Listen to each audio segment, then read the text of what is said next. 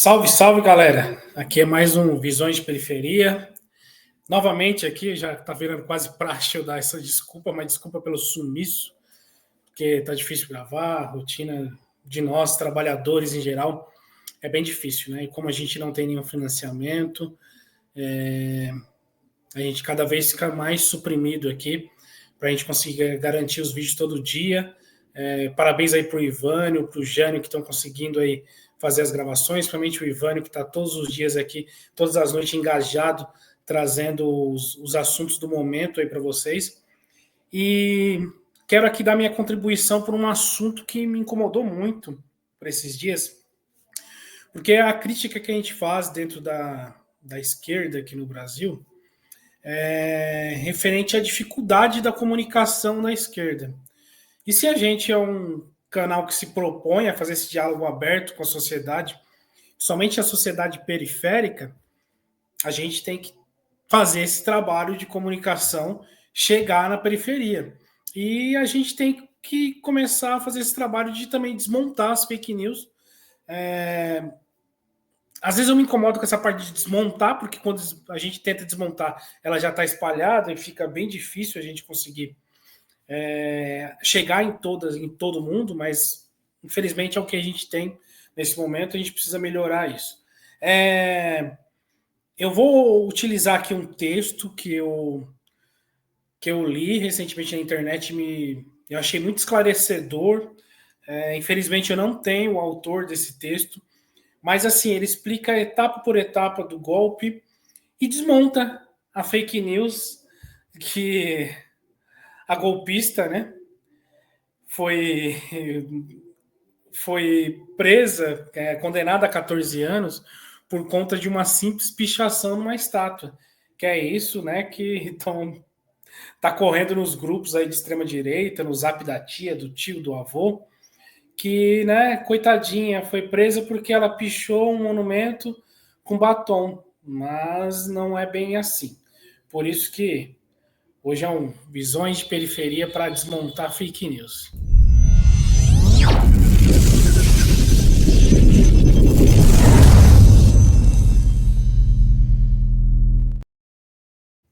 Bem, alguém pode pegar 14 anos de prisão por pichar uma estátua? Esse já é nosso título, né? Lógico que não, né? Como já foi dito antes da abertura. O ministro Alexandre de Moraes, que é relator do caso no STF, optou por uma pena de 14 anos de prisão para Débora Rodrigues dos Santos, agora sim o nome da golpista, envolvida nos atos de 8 do 1, atos golpistas. Então, ao pesquisar o caso, achei uma explicação de juristas que deixa tudo mais claro para entender as penas desse e de outros casos envolvidos nos atos golpistas. Ela não foi acusada pela pichação, gente. Ela foi acusada pela PGR por 5 crimes, conforme o artigo 69 do Código Penal, que inclui as seguintes penas de reclusão. 1. Abolição violenta do Estado Democrático de Direito, artigo 359-L, de 4 a 8 anos. 2. Golpe de Estado, artigo 359-M, de 4 a 12 anos. 3. Associação criminosa, artigo 288, de 1 a 3 anos de prisão. 4. Dano qualificado, artigo 163, parágrafo único, de 1 a 3 anos. 4, tá, gente? Esqueci de completar a contagem. 5. Incitação de crime, artigo 286, de 3 meses a 6 anos. Mas por que ela foi acusada por 5 crimes, né? Fica a pergunta. Porque nos casos de 8 do 1, aplicou-se a tese de crime de multidão. Escrever situações onde um grande grupo de pessoas comete atos criminosos coletivamente, de forma desorganizada ou em bando. Isso pode incluir vandalismo, saque ou até mesmo linchamento. Esse entendimento não é novo e costuma ser aplicado em protestos violentos. A PGR defende esse entendimento em todas as acusações do 881. E o STF formou maioria neste sentido desde a primeira condenação. Desta forma, ao fazer parte da multidão, quem invadiu os prédios públicos depredou o patrimônio e pediu intervenção militar e clamou por golpe de Estado. Não apenas Débora, mas todos os demais que estão sendo acusados pelos 5 crimes. Ela poderia ter aceito a transação penal oferecida, 2 anos sem redes sociais e R$5.000 de multa e fazer um curso sobre democracia. Mas, pasmem, gente, ela recusou. Daí, ficou mais confortável para ela ficar 14 anos do que ficar 2 anos sem o WhatsApp, sem Facebook. O vício é tão grande em fake news que essa galera prefere ficar presa do que ficar longe das redes sociais. Mas ela tem que contar um segredo para ela. Lá também ela não vai ter acesso. Se ela tiver acesso, vai ser um acesso um pouco ilegal. Mas vamos lá. Seguindo em frente aqui. Para entender, é importante destacar que a dosimetria da pena, que é a dosagem, né? Ou seja, a definição do tempo de prisão que um réu deve cumprir, não é uma decisão arbitrária de um juiz. Ele chega na pena com base nas normas estabelecidas pela legislação. Não tem legalidade, gente. No caso de Débora, se somarmos os quase os mínimos, 5 mais 5 mais 2 mais 2 mais 4 meses, igual a 14 anos e 4 meses. Dá para ver, né? Não é só pichação. O caso será votado no STF dia 28/3, né? Logo mais. Além de Alexandre de Moraes e Flávio Dino, que acompanhou o voto do relator, fazem parte da turma do STF os ministros Cristiane Zanin, Carmen Lúcia e Luiz Fux. O problema é que o jornalismo, infelizmente, faz reportagens que não explicam os motivos legais da pena aplicada e apenas postam o título bombástico, né, que obviamente é criticado. A mulher que pichou estátua é condenada a 14 anos. Mas isso não é verdadeiro. Ela não foi condenada só por uma pichação. Porque as condenações dela são bem diferentes do que a pichação. A pichação foi apenas um dos atos que construiu esse processo.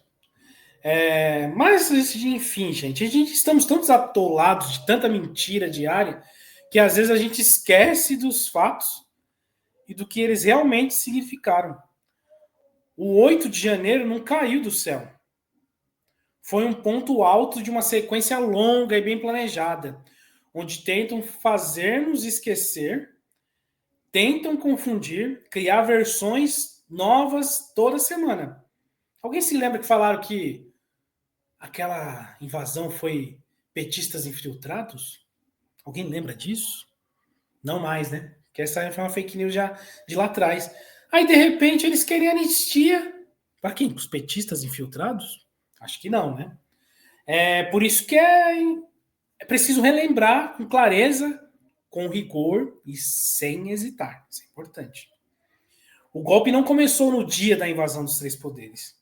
Começou quando o Bolsonaro passou a atacar as urnas eletrônicas. Disse que não aceitaria o resultado. Chamou o sistema eleitoral de fraude. Tentou empurrar os militares para dentro do TSE. Desmoralizou o processo eleitoral todos os dias durante seu mandato. Os atos do 7 de setembro mostraram a direção. Camisas da seleção, faixas pedindo intervenção, ameaças diretas ao STF. Lembra? Não vou cumprir mais decisão desse ministro?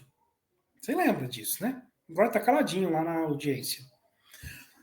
Bolsonaro falava como se já não houvesse Constituição.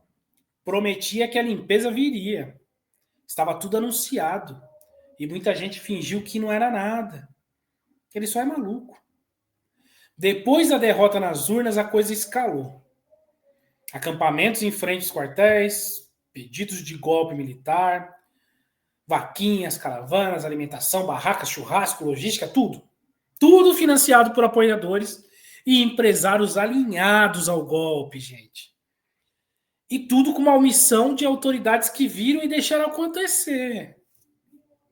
Tentaram disfarçar o acampamento como um ajuntamento de velhinhas com Bíblia na mão. Essas Bíblias quebraram bastante vidraça, né, gente? Mas não era. Tinha comando, financiamento, plano. Era o QG do golpismo. E lá dentro se produzia ódio, sabotagem, ameaça. A empáfia de chamar aquilo de manifestação pacífica só reforça o desprezo de que tem pela inteligência alheia. Antes mesmo do 8 de janeiro, já tinham atestado os limites. Tentaram implodir caminhões de combustíveis, se lembram disso, no aeroporto de Brasília? Planejaram atentados em pontos estratégicos da cidade e foram interceptados por pouco. Porque se explodisse aquele caminhão de combustível, eram centenas de pessoas que iam morrer ali na redondeza. Vocês entendem a gravidade disso? Que a gente já esqueceu? Foi tanta coisa que se passou até esse dia 8 de janeiro que a gente já começou a se esquecer de episódios graves. Queriam criar pânico e forçar a ruptura institucional. Mas chamam isso de indignação popular. A invasão veio depois, né? Mas era parte do plano. Invadiram os prédios dos três poderes com violência, destruíram o interior do Supremo, do Congresso e do Planalto. Queriam mostrar que não reconheciam mais a autoridade de nenhum deles. Era um gesto simbólico que rejeita o pacto democrático, gente. Quem estava lá na linha de frente da repressão ao caos, né? Da repressão ao caos, desculpem. Os de sempre, o povo fanatizado com medo do fantasma do comunismo. Eles foram alimentados com essa ideia do fantasma do comunismo. Que a gente ia começar a comer cachorro aqui no Brasil. Sendo que a gente estava comendo osso no outro governo, né? Estava a fila do osso no outro governo. O governo de Jair Messias Bolsonaro. Foram jogados na confusão sem proteção, nem comando claro. Vai lá. Enquanto os chefes sumiam e faziam vista grossa. Enquanto civis com granas voltavam nos seus ônibus seletados. Que a galera que ficou lá eram os menos, né? Os mais pobres. Como sempre, os pobres na linha de frente, em tudo. Dizer que Bolsonaro estava em Orlando é uma tentativa grosseira de escapar. Ele não precisava estar no local. Passou 4 anos preparando o terreno, testando os limites, inflamando sua base. Saiu antes do estouro porque sabia onde tudo ia dar, ia voltar como Messias. Se retirou, esperando colher o que os outros plantariam. As desculpas vieram logo. Dizem que foi tudo armado pelo governo. Que houve infiltração da esquerda, que houve protesto que saiu do controle. Reviram os fatos, distorcem tudo. Querem transformar criminosos, manifestantes, mentores em vítimas. E o que está acontecendo agora é outra fase da operação. Não é só negar a responsabilidade. É tentar embaralhar os fatos, criar ruído, repetir mentiras, forçar versões improváveis até que alguém acredite. Esse é o método. Querem que a verdade fique tão difusa que ninguém mais consiga alcançá-la. Isso não é confusão espontânea. É método, gente. Mentem muito, mentem sempre. Não para convencer, mas para confundir. Para que ninguém saiba mais o que de fato aconteceu. Por isso, repetir os fatos é necessário. Por isso que eu venho aqui nesse vídeo repetir os fatos, tudo novamente. Você vai dizer, mas eu já estou cansado de saber disso. Mas o povo, às vezes, não sabe. Será que você já conversou com o seu Uber? Já conversou com o colega do trabalho? Se ele sabe de tudo isso? Se ele se lembra de tudo isso? Se ele teve acesso a essa informação? Talvez você esteja de saco cheio de tudo isso. Mas não guarda para você. Dar nome às coisas é resistir ao apagamento. O que houve foi tentativa de golpe.